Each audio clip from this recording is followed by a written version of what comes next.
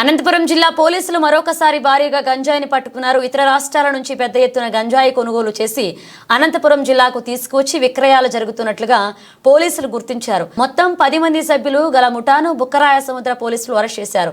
వారి వద్ద నుంచి 4270 గ్రాముల గంజాయి, 10 సెల్ ఫోన్లు స్వాధీనం చేసుకున్నారు. ఈ కేసుకు సంబంధించిన వివరాలను జిల్లా ఎస్పీ జగదీష్ వెల్లడించారు. ప్రస్తుతం అరెస్టైన 10 మందిలో తాడిపత్రి సయ్యద్ మహమ్మద్ నవాజ్ కీలక సూత్రధారిగా ఉన్నారు. మహారాష్ట్రలోని సోలాపూర్, కురువాడి రైల్వే స్టేషన్ల పరిసరాల్లో కొనుగోలు చేయడం, అక్కడ నుండి రైళ్లలో అక్రమంగా తరలించి అనంతపురం శివారు ప్రాంతాలలో గంజాయి సేవకులు వ్యసనపరులైన విద్యార్థులకు అధిక ధరలతో విక్రయించేవారు. ఏ క్రమంలో మిగతా 9 మంది నిందితులు కూడా ఇతనికి పరిచయం అయ్యారు. ఇలా కొన్నాళ్లు గడిచాక ఈ 9 మంది కూడా వినియోగదారుల నుండి విక్రేతలుగా మారారు. జిల్లాలో గంజాయి విక్రయాలపై ఉక్కుపాదం మోపుతున్నట్లుగా ఎస్పీ జగదీష్ వెల్లడించారు. గాంజా అంతే పెద్ద ఇదేం కాదు. గాంజా సంబంధించి గత కొన్ని రోజులుగా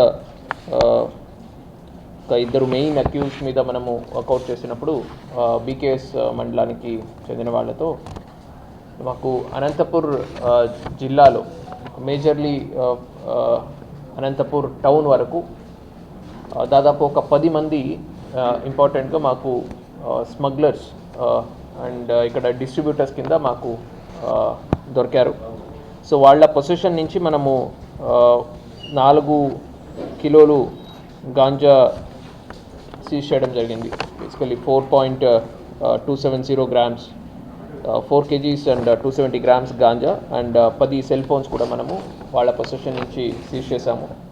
సో వీళ్ళు ఇంపార్టెంట్గా సోర్స్ అది మనము చూసినట్టయితే వాళ్ళందరూ కూడా మహారాష్ట్ర నుంచి అక్కడికి వెళ్ళి ఒక కిలోకి 15,000 వరకు ఇచ్చి అక్కడి నుంచి తీసుకొచ్చేవాళ్ళు.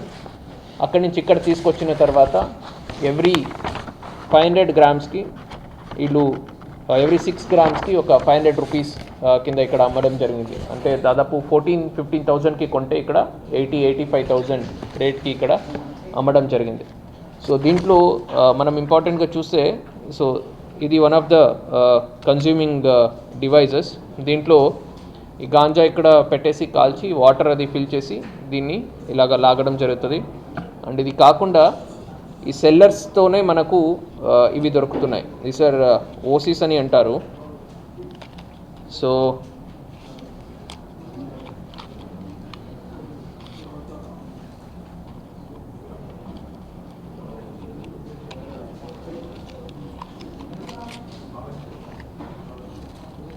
సో ఇది ఎంటీ దొరుకుతుంది ఇలాగా.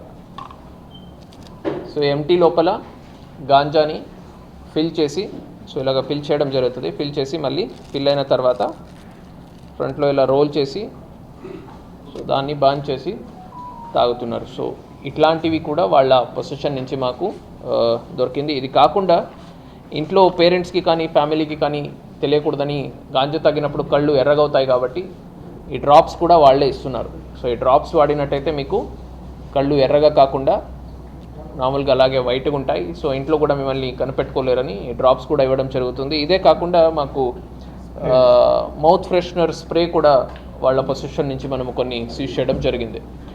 సో తాగిన తర్వాత స్మెల్ రాకూడదు అనే కాన్సెప్ట్తో అది కూడా వాళ్ళకి ఈ సెల్లర్స్ ఎవరున్నారు, మాకు దొరికిన మెయిన్ 10 మెంబర్స్ ఎవరెవరు ఉన్నారు వీళ్ళే దాన్ని కూడా దీంతో పాటు along with ganja complete package ఇస్తున్నారు. సో దాన్ని తాగడానికి కావాల్సినది, తాగిన తర్వాత బయట వాళ్ళకి తెలియకుండా మనం ఎలాగా ఉండాలి దానికి సంబంధించింది కూడా ఇవ్వడం జరుగుతుంది. ఈ 10 మందిని మనము వీళ్ళందరూ కూడా only distributors, sellers or smugglers. ఇది కాకుండా ఆల్రెడీ ఒక 8-9 మెంబర్స్ మనము పిల్లలు కాలేజ్లో ఎవరు కన్జ్యూమ్ చేస్తున్నారు, కాలేజ్ స్టూడెంట్స్, వాళ్ళని పిలిపించి వాళ్ళ పేరెంట్స్ని అండ్ కాలేజ్ మేనేజ్మెంట్ వాళ్ళు ఎక్కడ చదువుతున్నారు వాళ్ళని ఆల్రెడీ పిలిచి కౌన్సిలింగ్ చేసి గట్టి వార్నింగ్ కూడా ఇచ్చి పంపించడం జరిగింది. జస్ట్ బికాస్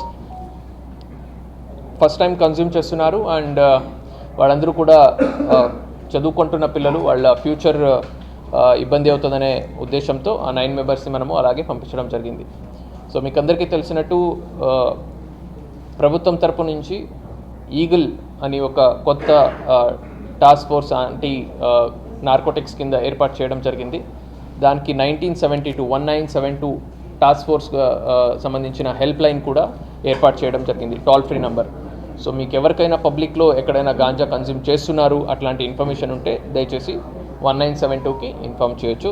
సో మా జిల్లాలో ఒక స్పెషల్ టాస్క్ ఫోర్స్ కింద ఎస్ఐ రాజశేఖర్ రెడ్డి వాళ్ళ టీం వర్కౌట్ చేసింది. అండ్ ఓవరాల్గా DSP rural and CI BKS and ఇన్ఛార్జ్గా హేమంత్ వీళ్ళందరూ కూడా వర్కౌట్ చేసి ఈ కేసు డిటెక్ట్ చేయడం జరిగింది. అవును, చెప్తున్నాను కదా, 9 మంది మనము పిల్లల్ని కాలేజీలో, అంటే వీళ్ళు కాలేజీలో అమ్మట్లేదు, బయట అమ్ముతున్నారు. బట్ వాళ్ళందరూ కూడా కాలేజ్ సంబంధించిన పిల్లలు.